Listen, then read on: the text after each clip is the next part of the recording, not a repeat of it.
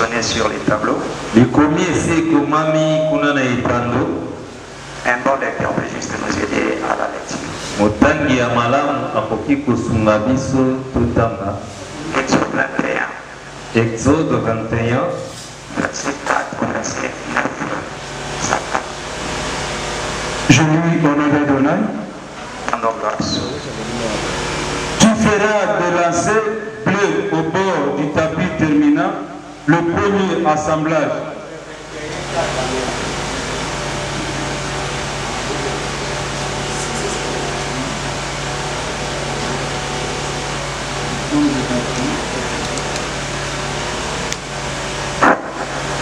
Ils partirent de la montagne de Hor par le chemin de la mer Rouge pour contourner le pays d'Édom. Le peuple se patienta en route et parla contre Elohim, contre Moshe. Pourquoi nous avez-vous fait monter hors d'Égypte pour que nous mourions dans le désert? Car il n'y a point de pain et il n'y a point d'eau. Et notre âme est dégoûtée de cette misérable nourriture. Non, c'est ça. Alors Yahweh envoya contre le peuple de serpent bilan.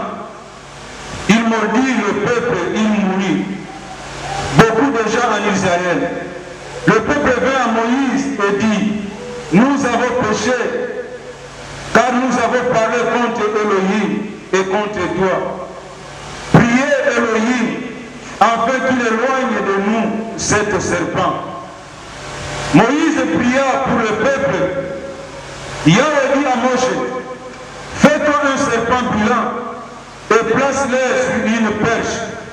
Quiconque aura été mordu et le regardera conservera la vie. Moïse fit un serpent d'airain et le plaça sur une perche. Et quiconque avait été mordu par un serpent et regardait le serpent d'airain conservait la vie. Parole d'Elohim. Jean 3, 14 à 15. Jean 3, 14 à 15.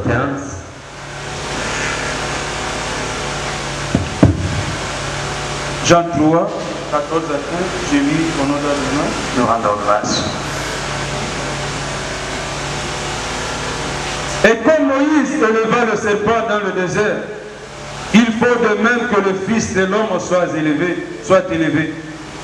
afin que quiconque croit en lui ait la vie éternelle. Parole d'Elohim. Nous rendons grâce. Remettons-nous dans nos places, que Dieu bénisse sa parole dès ce matin. Je ne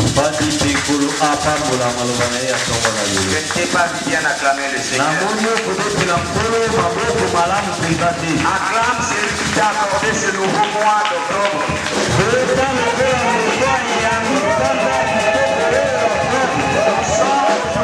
le premier dimanche du mois d'octobre. Elohim t'a gardé. Il t'a protégé devant les accidents. Il t'a protégé devant le virus Mpox. Toi et ta famille, vous avez été indemnisés. Voilà pourquoi j'aimerais que sous un signe vraiment de reconnaissance, que tu acclames encore très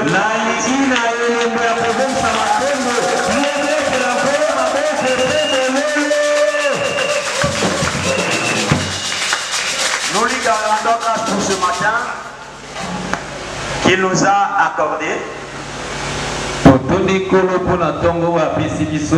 Et nous allons partager avec vous un message qui ne sera pas très long, mais qui sera précis et aussi concis.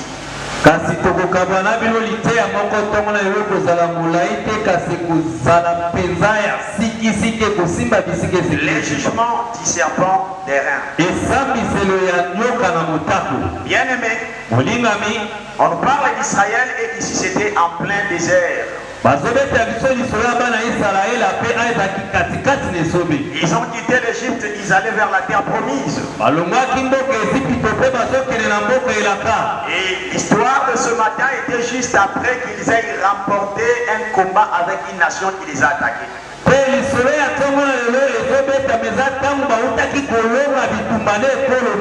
Ils ont dévoué par interdit toute un peuple. Adonai les a secourus et les a donné la victoire. Et comme dans la nature humaine, l'homme ne conserve pas très longtemps sa reconnaissance,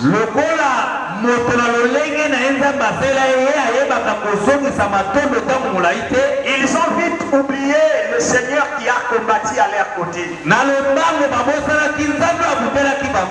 directement, ils ont pris un sujet aléatoire. Et c'est avec cela qu'ils ont pris comme occasion pour pouvoir se rebeller contre Elohim. En fait, c'était quoi? Elohim a combattu à leur côté. Il les a donné la victoire contre leurs ennemis. Après un moment donné, ils ont dit on en a assez parce qu'on n'a pas d'autre nourriture que la manne qu'on mange chaque jour.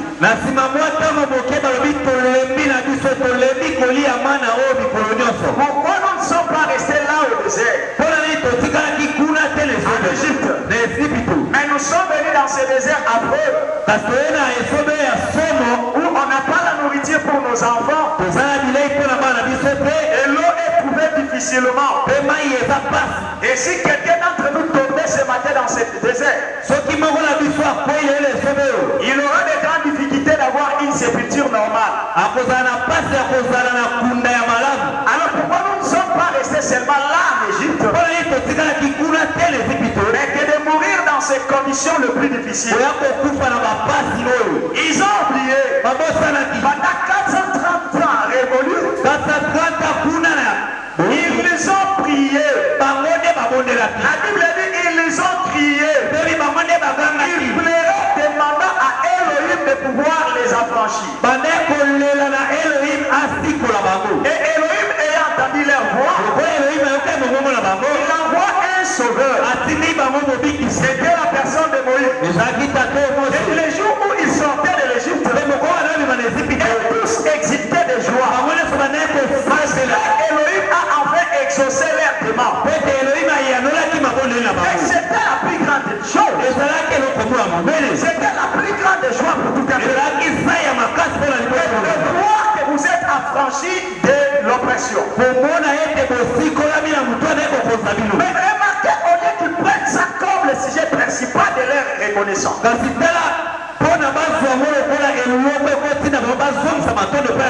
ils ont oublié leur liberté, qui devenait maintenant le centre de leurs soucis. C'était maintenant la survie. Donc ils ne savaient plus faire la différence entre la vie et la survie. Pendant l'esclavage, Elohim les a franchis. Il leur a offert la vie. Mais à cause de la survie, et maintenant commence à se rebeller contre les hommes. Ça, c'est ce qui arrive aussi dans les communs des mortels. Dans notre vie de chaque jour, tu dois savoir faire la part des choses entre la vie et la survie. Le fait que déjà tu es sauvé, tu es devenu un enfant de Dieu, Dieu t'a offert la vie. Mais tu as dit que la survie, tu en as besoin. Mais tu ne dois pas faire de cela comme le socle de ta foi. Voilà pourquoi Yehoshua a dit au diable au désert, l'homme ne vivra pas seulement de pain. Il a dit seulement de pain. Pour dire qu'à part le pain, l'homme a besoin d'autres choses pour vivre. Le soubassement de la vie, c'est la parole de Dieu. Mais toute parole qui sort de la bouche de Dieu, il ne niait pas l'évidence du pain, mais il sait que le pain n'est pas seulement suffisant. Mais ce qui est le plus important pour la vie de l'homme, c'est d'avoir la parole de Dieu. Et ce peuple aussi, mêmement, ils ont oublié que le fait qu'ils soient sortis de l'Égypte, c'est la dans l'air désert, il peut arriver aussi qu'il manque du pain. Il peut arriver qu'ils aient soif de l'eau. Mais pour cela, il ne devait pas se rébeller contre les créateurs. Le minimum de choses qu'il devait faire, reconnaître l'évidence du fait qu'il manquait, mais être aussi reconnaissant du fait que Dieu les a affranchis. Remarquez le mal ici, ils ont mis de côté le fait qu'ils soient délivrés. Ils ont mis au centre de tout maintenant la Syrie. C'est ce qui se passe dans notre vie de chaque jour aussi. Tu es devenu un enfant de Dieu, c'est très bien. Le Seigneur t'a affranchi de l'esclavage du péché et du mort.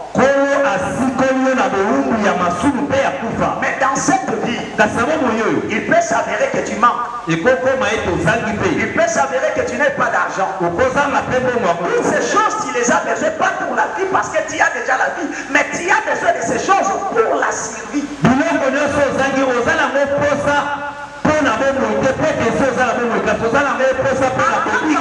Dieu que nous sommes.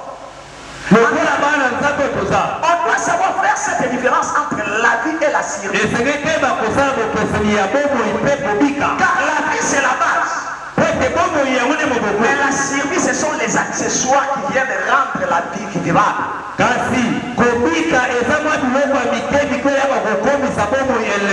Tu as besoin d'habits pour survivre. Tu as besoin d'un travail décent. Tu as besoin de la nourriture. Ça contribue à la survie, mais pas la vie. La vie, c'est seulement le fait que tu sois devenu enfant de Dieu. Mais remarquez à cause de cela, ils ont remis en question le fait que Dieu les a délivrés. Autrement dit, ils ont douté de l'affranchissement que Dieu les a donné. Ça les a plongés. Quand tu vois que les situations sont difficiles, les problèmes deviennent insurmontables. Tu commences à douter, est-ce que réellement je suis sauvé? Suis-je réellement devenu un enfant de Dieu? Est-ce que quand je prie de voix, Dieu écoute aussi?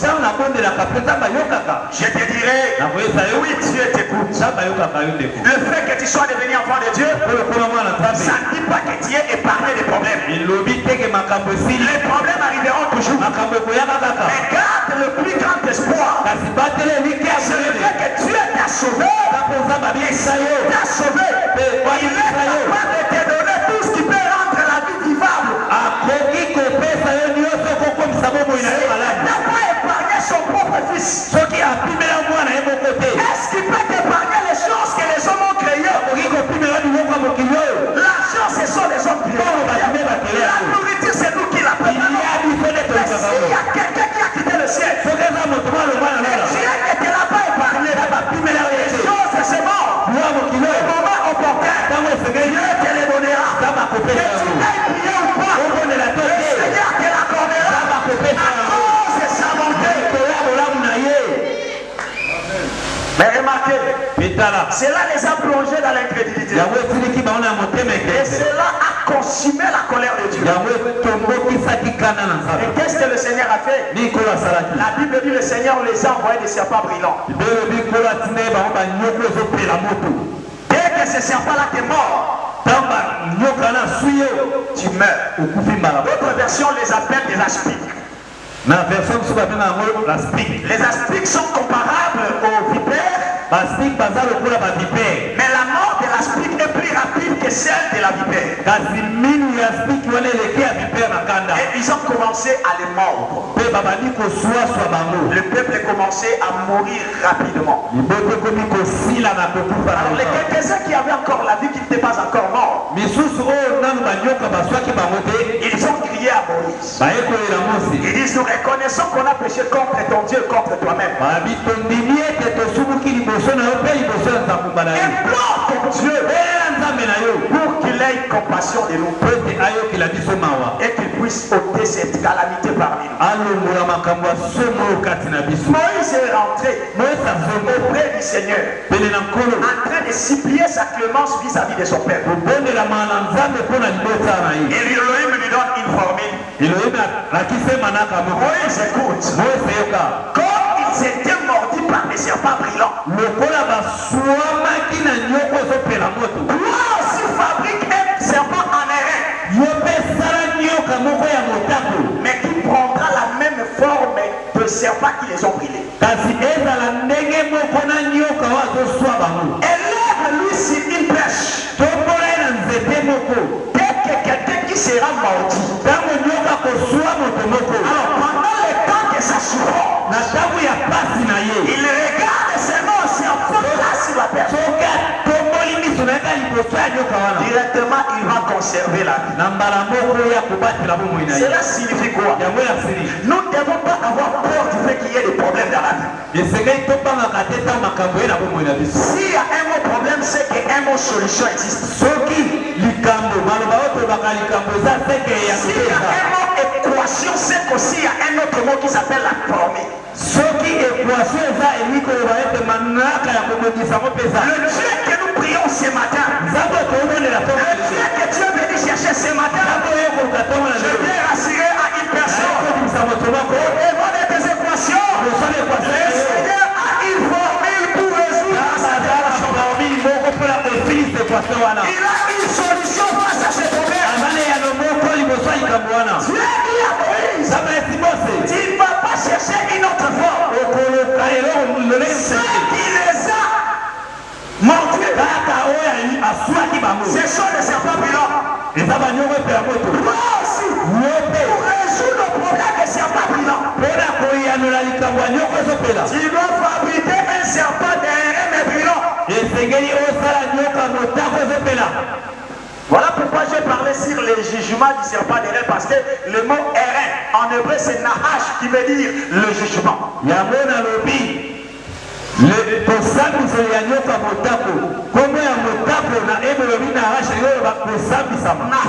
Nahash, le jugement. Autrement dit, Dieu avait déjà jugé ce peuple. Comme vous m'avez manqué de respect, vous ne m'avez pas considéré comme Dieu. Alors je vous juge. Donc votre mort, c'est mon jugement. Je viens dire à quelqu'un, s'il y a des sorciers qui t'ont combattu, Dieu n'utilisera pas une autre formule. Il te répondra, mais au travers aussi de la sorcellerie. C'est-à-dire c'est un sorcier qui est venu te combattre. Dieu fera que le même sorcier te voie aussi comme un sorcier. C'est lui qui t'a cherché à te maudire. Le Seigneur aussi prononcera une malédiction à son sort. Écoute-moi, te dis, dans le monde spirituel, il n'y a jamais des échanges. Mais il n'y a que des rapports de force. La sorcellerie se répond par la sorcellerie. La magie se répond par la magie. Tu vas voir. Quand Moïse a jeté le serpent, il a jeté le bâton. Le bâton est transformé en serpent. La Bible écrit, jamais cette jambresse. Qui était le magicien de Pharaon. Aussi ont pris des bâtons. Ils ont jeté à terre. Ils sont devenus aussi des serpents. Pour dire quoi? La formule que l'ennemi prendra pour te combattre, c'est la même formule que Dieu prendra pour répondre à tes problèmes. S'ils ont utilisé la nuit, ils utiliseront aussi la nuit. S'ils ont travaillé les jours, il travaillera par la nuit. Ce sont les paroles. Elohim pour te répondre. Alors c'est moi aussi une parole. Ils ont passé. C'est le moyen que ton Dieu passe. Pour donner réponse à ton problème. Pourquoi? Ils étaient mordus par les serpents. La mort est entrée. La vie aussi est venue par les serpents. Le Yoshua Mashiach n'était pas venu comme un homme. Il était venu comme un serpent. Parce qu'il sait que c'est lui qui avait séduit Adam. C'était le serpent. Et pour sauver aussi l'homme, Josué est venu comme le serpent. N'en fais pas. Quand il a dit dans la Bible, soyez prudents comme des serpents. Vous savez, il voulait vous dire d'être prudent comme le diable, non? Le serpent dont il parlait, il ne parlait pas du diable. Il parlait de lui-même. Un véritable serpent. Parce que sur la croix, il était monté comme un serpent. Comme une malédiction. Toi qui étais maudit, tu sois justifié. Pourquoi Elohim me dit la mort est entrée par les serpents. Il faut aussi que la vie vienne par les serpents. Si à quelqu'un se quel que soit le problème que tu as apporté, ce matin, il y a un serpent élevé. Il veut que quelqu'un tourne ses regards vers lui. Tu tournes tes regards vers lui. C'est là. Tu es entré. Avec tes problèmes. Mais tu sortiras ici. Justifié.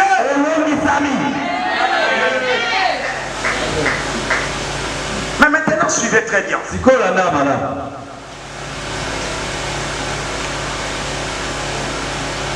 Le grand problème avec nos églises, c'est quoi?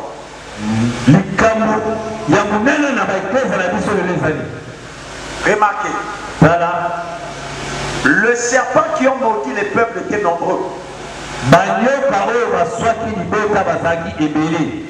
Mais le serpent qui a guéri le peuple n'était qu'un seul. Les problèmes auxquels nous sommes confrontés sont diverges.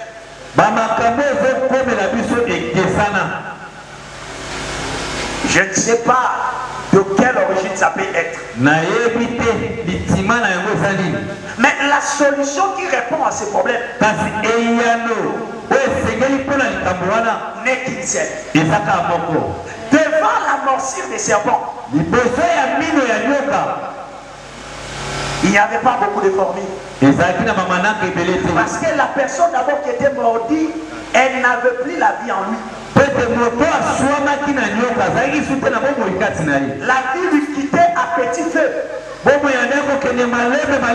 Demandez à ceux qui ont déjà été mordus par les serpents, ils vous diront. Tu te sens comme paralysé. Tu es plus de force avec. Voilà pourquoi il me révèle. Il dit tu n'as pas besoin de conjuguer des efforts.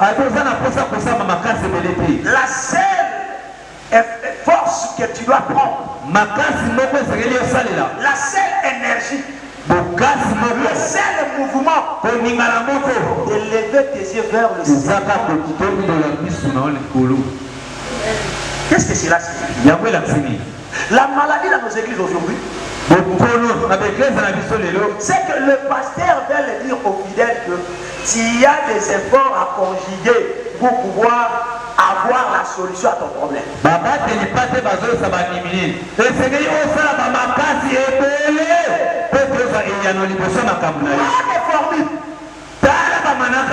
Mais tandis que tout le peuple était mordu par des serpents, les serpents étaient nombreux. Mais pour la solution, il n'y avait pas de serpents, mais il y avait un seul serpent. Donc,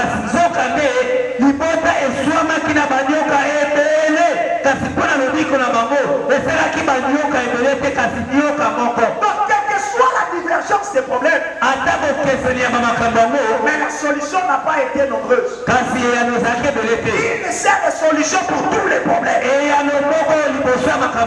si je dis ceci à quelqu'un, quel que soit ton cas, quel que soit ton problème, nous tous ici, on a qu'une seule solution à nos problèmes, c'est Yehoshua. Quelqu'un peut me dire que mon cas est différent, j'accepte. Oui, les cas ne sont pas les mêmes. Il n'y a qu'une seule solution. Tous les cas que nous sommes, on n'a pas besoin de pasteurs, on n'a pas besoin de pseudo-prophètes. On a des solutions. Et on a bien été pouvoir. réponse à mon problème. C'est la réponse à ton problème. C'est la réponse à son problème. Et c'est la réponse à tous nos problèmes.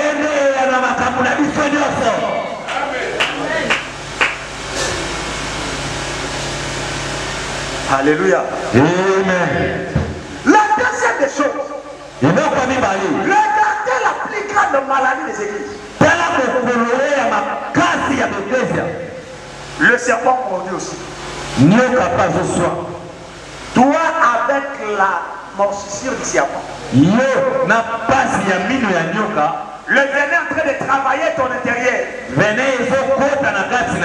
Tu arrives chez un homme de Dieu qui te dit tu dois faire 40 jours de prière. Pendant que tu prends 40 jours, frère, tu vas mourir.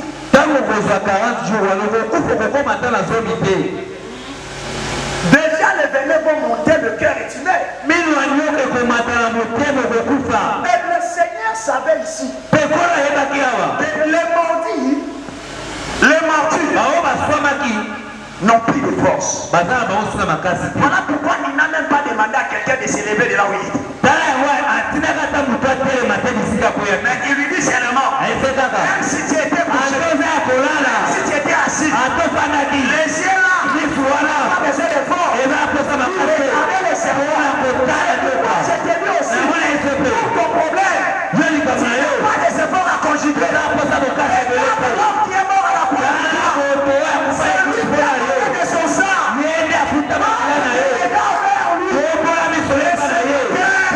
La solution à ton problème, c'est la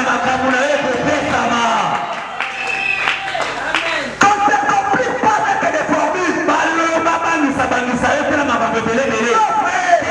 la seule formule, c'est de regarder. Je te dis aussi, ce que tes parents n'ont pas pu faire, ce que ton pasteur, même moi, je suis capable. Il a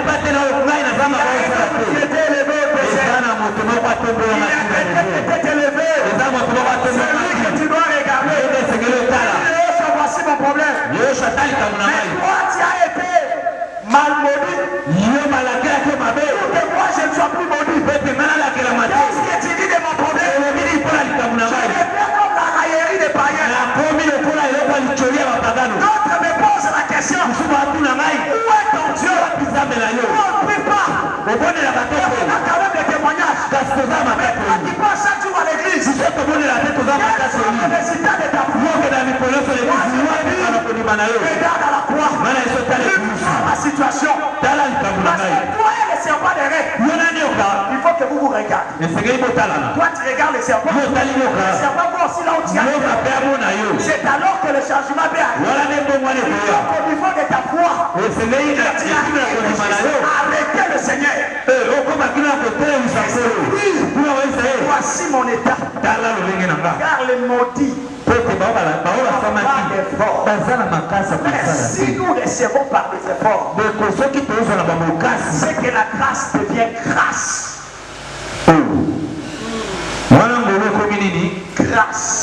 Grâce. Oui. Oh,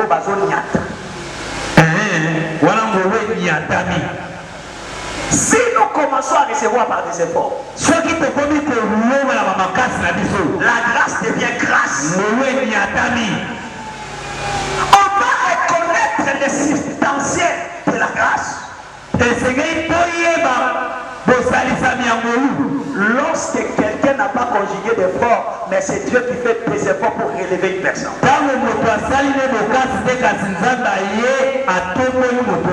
je viens dire à quelqu'un, si même Elohim te chose, si Elohim te bénit, si te guérit de ta maladie, dis pas que c'est parce que tu as prié. Parce que toi tu n'as fait aucun effort. Et il y a quelqu'un qui a été jugé pour que nous ayons la vie. Mais écoute maintenant, voici ce que nos églises nous disent. Voici ce que la religion nous dit. Et voici aussi ce que le pasteur nous dit. Moi je suis mordu par le serpent. J'ai le mal. Je souffre. J'ai besoin que ce mal-là me libère. Mais tu vas voir le pasteur te dire, cherche à connaître les serpents qui t'ont mordu. Est-ce que c'est les boas? Est-ce que c'est la vipère? Est-ce l'aspic? Vous connaissez les noms. Ajoutez les noms à ma place. Tous les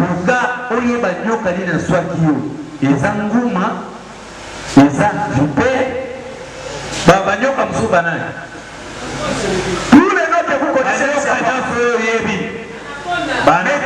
mettez ça. Mais les temps où vous voyez Banyoka Wana, est-ce que Zanyoka ya Inde? Est-ce que Zanyoka ya Bandundu? On s'en confie. Taya comme vous voyez Banyoka na soka zanini, exacté. Ok. C'est le capitaine Nangana Salani. Natala Oya Amen. Natala Oya Suite, mais on s'allie. Oya Sobikisa. Mais dans l'église, le lot n'a pas fermissement. N'a pas maté à connaître ton ennemi pour mieux le combattre. Yeba Momoula n'a pas pour donner malade. Parce que vous savez que vous connaissez l'ennemi à suivre. Donc, il y a suivre. Mais les temps où vous connaissez l'ennemi à suivre, on a fait au bout. Ok. C'est pour ça que mon ébélé. Bake babundi, abundi, banda kobunda, ti le welo que changeaga, Isaac. Parce que bazoye bisaye la bonne formité. Toi, tu n'as pas besoin de regarder poto basui. N'agent ya nyoka ni naswaki. Mais yo na posa kota la nyoko ya pesa kaboko. Pour dire quoi? Quand il y a des problèmes, c'est lui qui a causé les problèmes. Celui-là ne doit pas être ton leitmotiv. Il ne doit pas être l'objectif de tes prières. Mais toi, tu dois regarder le Seigneur qui donne des solutions aux problèmes. Voilà pourquoi le Seigneur dit ici à Nicodème. De la même manière que Moïse éleva le serpent dans le désert, il faudrait pareil que le Fils de l'homme soit élevé. Pour que qui croit en lui ait la vie éternelle. Ici, il fait une comparaison. Or, dans le monde que nous vivons, on peut comparer que deux objets ayant le même poids et les mêmes valeurs. Et si le Seigneur dit ici que Moïse éleva les serpents, le Fils de l'homme soit élevé, il veut dire que ce serpent-là, c'était lui l'image du Fils de l'homme.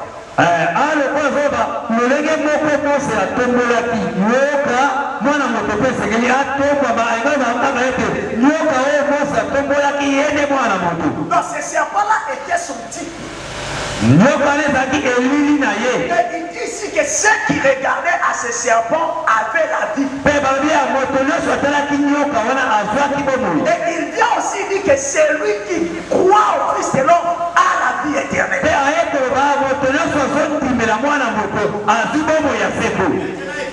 Remarquez, quand Dieu donne à Moïse la formule, il lui dit quoi? Malgré que tu vas fabriquer le serpent des reins,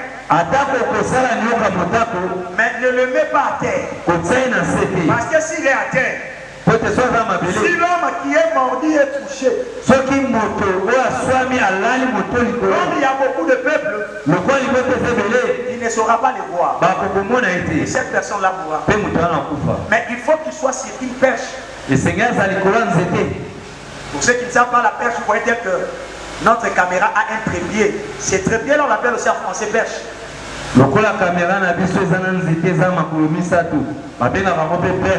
Parce que ça supporte quelque chose. Alors, la perche permet que vous tous vous soyez au-dessous de la caméra. Voilà pourquoi celui qui est au fin fond là-bas, il voit la caméra. Pourquoi? Parce que la caméra est superposée entre les hommes et l'espace. Maintenant je viens. Pourquoi on a demandé que le serpent soit sur la perche? Pour qu'il devienne une référence pour tout le monde. la personne qui est mordie voit que le serpent derrière est supérieur à lui. Voilà pourquoi la Bible n'a pas parlé de regarder, mais on parle d'élever.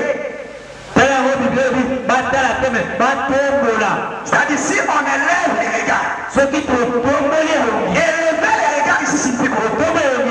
Voir que moi je suis inférieur, mais c'est lui qui me sauve et plus que moi. Qu'est-ce que nous voyons aussi? Nous élevons nos maris de lui, nous élevons nos tantes qui sont sorcières. L'homme qui nous sauve, nous ne l'élevons pas. Or, il est écrit dans la parole, mon Dieu est plus grand que ton problème. C'est-à-dire, quel que soit mon problème, je dois considérer que le Dieu que je prie est plus que ses problèmes. Et si je dis à quelqu'un ce matin, Elohim que je te présente est plus que ta maladie, est plus que ta pauvreté, est plus que les liens de ta famille, est plus que tes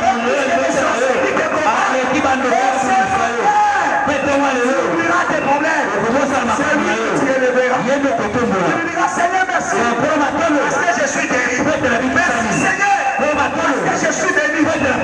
Merci de mes parents. Parce que le président de ce monde, que nous devons élever par l'apologie de tes problèmes.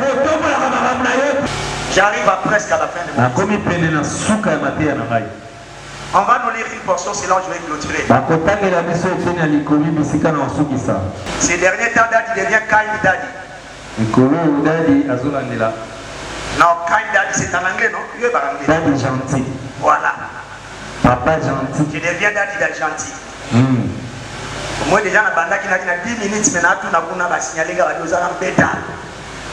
Eh, à 10 minutes. David, Genèse 49, verset 17, que dit la Bible? Genèse 49, 17. Genèse, je lis au nom de Dieu. Amen. Dan sera un serpent sur le chemin, une vipère sur le sentier, mordant les talons du cheval, pour que les cavaliers tombent à la renverse.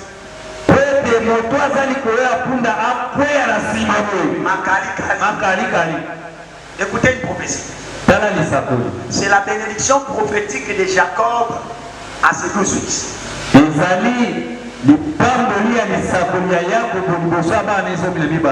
dit que Dan jugera son peuple. Voilà pourquoi on a donné le nom de Dan, parce que Dan signifie juge. Et ceux qui donnent à leurs enfants le nom de Daniel, Dani, ça signifie Dieu est mon juge.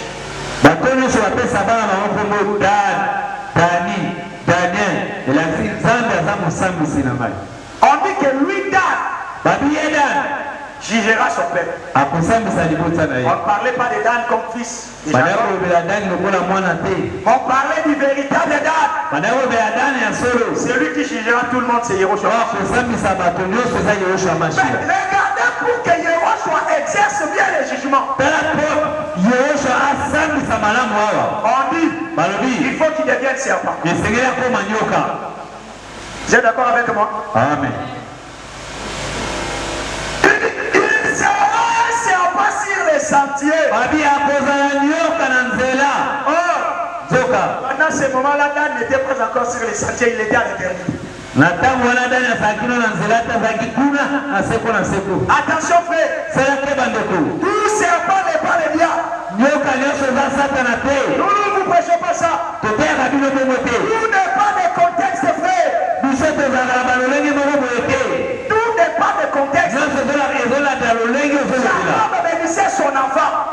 C'était pas une malédiction. Alors quand il dit que son enfant était un serpent, ne viens pas me dire ici qu'il a dit que son fils est le diable. Non, c'était la bénédiction. Comme c'était la bénédiction, ça signifie qu'il ne parlait pas de ces serpents-là, mais il parlait du serpent des reins. Il parlait du véritable serpent qui est Yehoshua. Et il sera le serpent sur le chemin. À l'état de la loi, le chemin du Seigneur n'était pas encore ouvert. Pourquoi quand Jean-Baptiste est venu, il dit, je suis la voix de celui qui crie dans le désert. Préparez le chemin du Seigneur. Parce que le chemin n'était pas encore ouvert. Quand Yehoshua est venu, alors que le chemin du Seigneur est ouvert, et puis Yehoshua est venu comme le serpent. Il dit la Bible, il va mordre le cheval pour que les cavaliers qu'il porte dans la raverse. Ça signifie quoi? Le cheval signifie la puissance. Voilà pourquoi la Bible dit le cheval est équipé pour le jour de la bataille. Mais la délivrance vient de l'Adonai. Les États-Unis sont des chevaux. La France est un cheval. Les armées sont des chevaux. Parce que selon la Bible, quand on parle d'un cheval, il s'agit d'une puissance. Et derrière ces puissances-là, il y a un cavalier. Il y a celui qui les conduit. Celui qui s'appelle tout ce que le serpent fait. La Bible dit le serpent doit mordre ceux qui conduisent l'homme. L'esprit qui conduit l'homme garde l'attaque. Quand cet esprit tombe, les cavaliers qui les portent tombent à la renverse. Ça signifie quoi? Derrière la maman qui te combat, il cache un esprit. Derrière la personne qui te persécute, il cache un esprit. Là, je vois si le chemin est naïf. Il trouve une femme qui avait son fils unique mais qui est mort. On sortait de la vie pour aller enterrer. Maintenant la rencontre de fils unique. Celui qui sortait de la ville était le fils unique de sa mère. Celui qui entrait dans la ville était le fils unique de son père. Maintenant la rencontre entre les deux fils uniques. Celui qui sortait de la ville était le fils unique qui est mort. Celui qui sortait d'entrer dans la ville était le fils unique qui donne la vie. Et maintenant la rencontre se passe. Quelle est la Bible? Yehoshua, quand il a vu la manière dont la maman pleurait, parce que quand tu ne te trompes pas, les gens peuvent te consoler, mais ils n'auront pas mal à ton problème plus que toi-même. La femme n'était pas la seule qui était ce jour-là dans le cortège. Mais sa façon de pleurer a fait comprendre à tout le monde que la propriétaire de l'enfant est cette femme. Et quand Yehoshua l'a regardé, il fit très de compassion. Et non seulement il a arrêté, il s'est approché, il a touché le cercueil. Quand il touche le cercueil, la Bible dit ce qu'il apportait s'arrêtait. Quand Yehoshua n'a pas touché le cercueil, les gens qui portaient le cercueil allaient fièrement pour le cercueil. Mais quand il a touché le cercueil, personne ne les a dit arrêter. Et là, ce sont ça signifie quoi? La pauvreté là, le célibat là, la maladie là, arrête l'esprit. Yehoshua arrête cet esprit.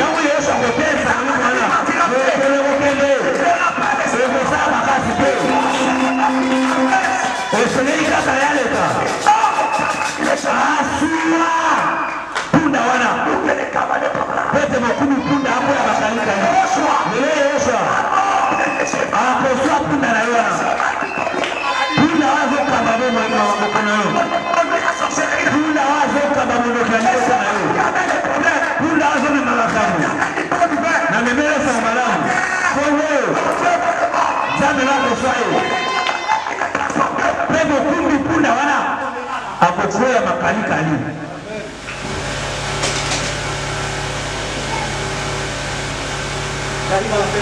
nakomi nasuka mateya nanga Oublie ce tosana bao balelisaka yo kasi tala personne capable de des solutions.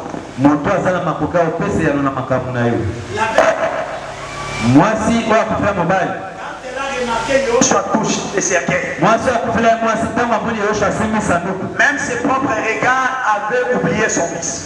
ata ye moko abosanaki mwana ye Elle a commencé maintenant à regarder celui qui donne la résurrection. abandi sikoyo kotala moto azomema lisekwa Si ce matin, soki ntongo ya lelo tu tournes tous tes regards vers l'homme que je te prêche, obalisi miso na yo epai ya moto na ote ya yo quels que soient les problèmes avec lesquels tu es confronté, ata bamakambo mwa ndenge etelemeli yo tu sortiras avec okobima molongi et tu témoigneras. mpe okotatola Nous sommes le premier dimanche du mois d'octobre. tozeyenga liboso ya mwa ya sanza ya oktobre Dimanche prochain, yengo ozeya il y a des gens qui viendront témoigner sur ce que le Seigneur fera au cours de eza na bato bakaa kotatola mpona oyo mpe bakosala bango na poso oyo Parce qu'il y a un serpent de reine mpe toza na nyoka motako moko qui a été mis sur la perche. oyo atiamaki na nzete Pour que quand tu tournes vers lui les regards, pete soko basi miso na epai na ye ton fils, na mbala moko cette maladie t'évacuera. bokono wana ekokima Les insomnies vont t'évacuer.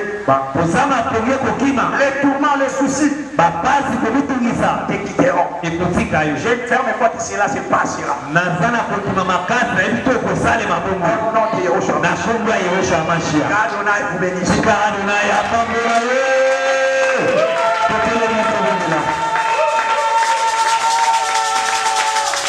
tolema bisiki famio